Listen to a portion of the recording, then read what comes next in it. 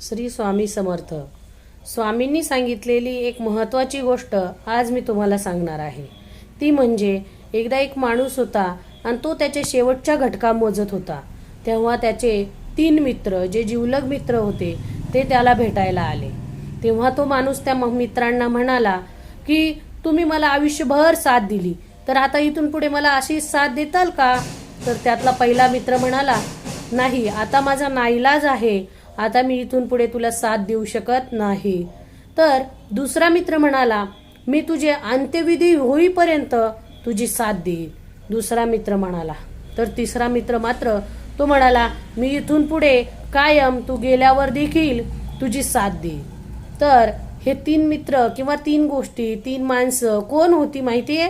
तर पहिलं होतं ते म्हणजे धन, जे तुम्हाला फक्त शेवटच्या तुम्ही जिवंत असेपर्यंत साथ देतं.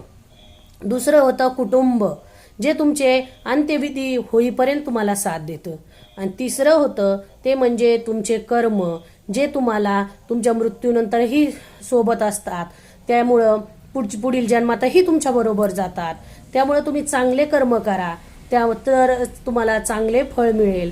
कारण तुम्ही दुसऱ्याशी जसं वागता, जसं बोलता, त्या कर्माचं फळ तुम्हाला भेटल्याशिवाय राहत नाही. त्यामुळे स्वामी म्हणतात, नेहमी दुसऱ्याशी वागताना चांगला विचार करा, आधी चांगलं त्याच्याबद्दल विचार करा, चांगलं सत्कर्म करा.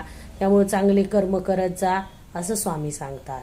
श्री स्वामी समर्थ.